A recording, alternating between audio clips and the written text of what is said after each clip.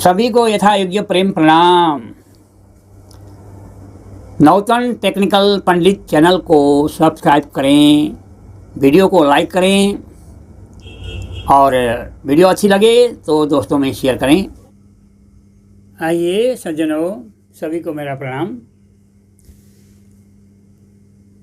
कल किरंतन ग्रंथ के 29वां प्रकरण का 10 चौपाई तक हमने कहा था।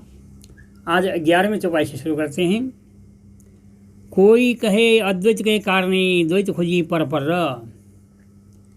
यहाँ महामती प्राणनाथ जी कहते हैं कोई कहे अद्वैत कारणे, अद्वैत को जानने के लिए, अद्वैत यानी परमात्मा को जानने के लिए। द्वैत माने माया, अद्वैत माने ब्रह्म। माया क्या है? द्वैत है। माया में तू मैं है और ब्रह्म में एक रस है, इसीलिए ब्रह्म को अद्वैत कहा। अद्वैत माने एक, द्वैत माने दो भाव। जहाँ है तू और मैं, जहाँ है वो द्वैत है, जहाँ तू ही है, मैं है नहीं, वो ब्रह्म है।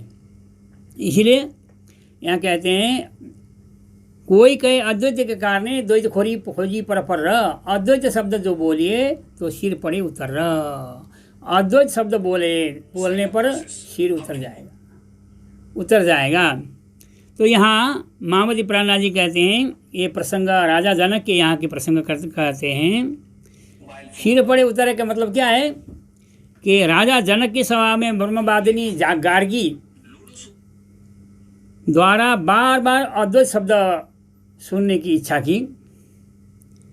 अद्वैत शब्द के प्रश्न पूछने पर महर्षि याज्ञवल्क्य जी ने कहा, सावचेत करते हुए कहा कि अद्वैत शब्द ब्रह्म के विषय में मात्र पूछती रहोगी तो तुम्हारा सिर उतर जाएगा,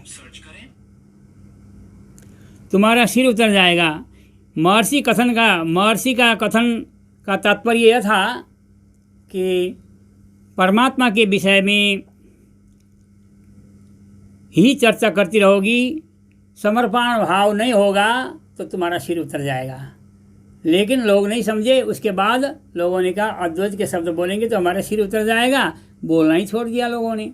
तो महामती प्राणनाथ जी यही बात को इसी प्रसंग को जोड़ते हैं और कहते हैं कोई कहे अद्वैत के आड़े सब द्वैत, अद्वैत को विस्तार।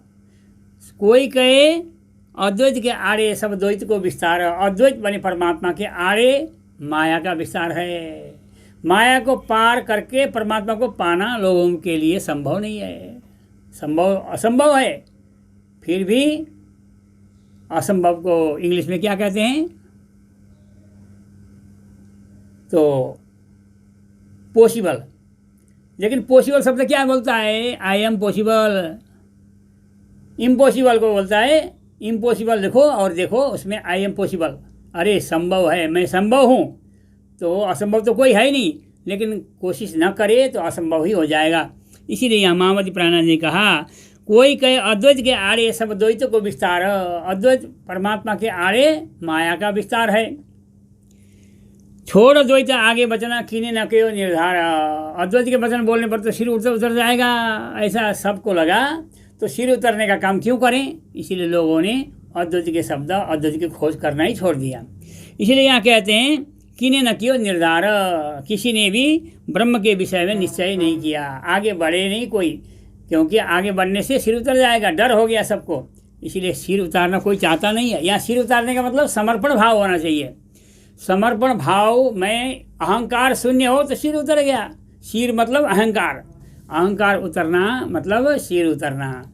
तो यहाँ कहते हैं भौम का सात कई वशिष्ठे तामे का पांचमी केवल विदेयी।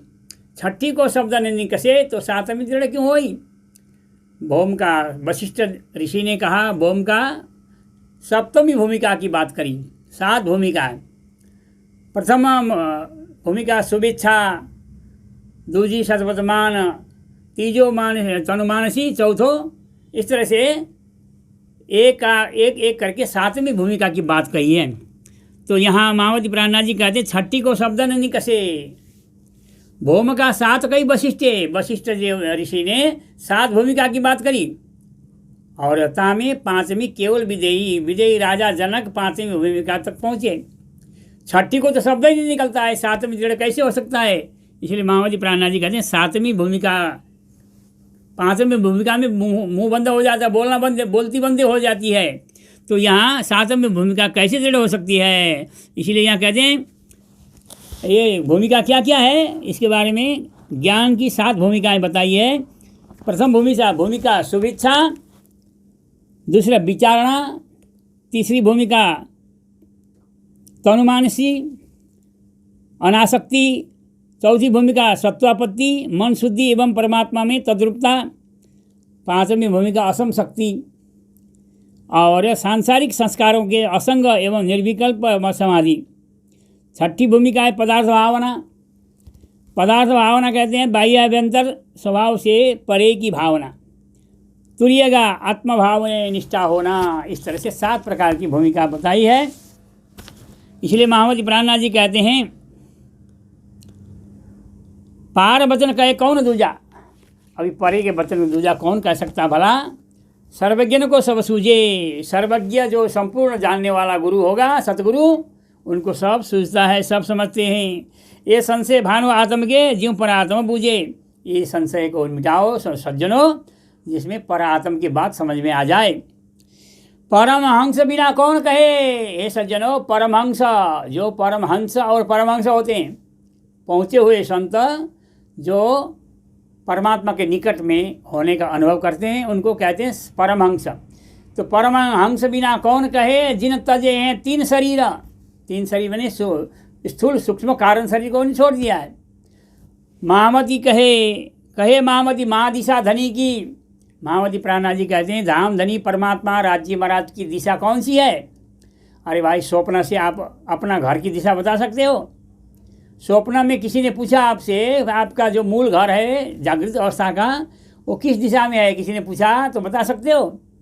इसी प्रकार से स्वामी जी ने कहा स्वप्न से हम परमात्मा राज्य की दिशा हम बता नहीं सकते हैं। इसीलिए क्या कहा? उनकी दिशा क्या है? महादिशा धनी की। 10 दिशा ये बाहर है, वो महादिशा है। धाम धनी की, परमात्मा की, राज्य महाराज की दिशा कौन सी है? महादिशा धनी की। कोई कर दियो जुदे खीर नीर। खीर और नीर यानी माया और ब्रह्म का निरूपण करके कोई तो बताओ। इस तरह से महामती प्राणनाथ जी ने विद्वानों से कहा।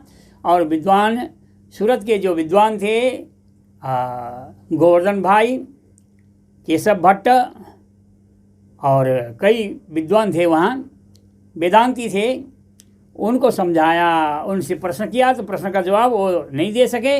और महामती प्राणनाथ जी ने प्रश्न का जवाब, सवाल का जवाब दे करके फिर उनको वो भी नतमस्तक होकर के उनके शिष्य बने। तो सज्जनों, ये हद पार बेहद की बात है। तो यहाँ आज तक इसे क्षर ब्रह्मांड में अक्षरातीत की बात नहीं हुई थी।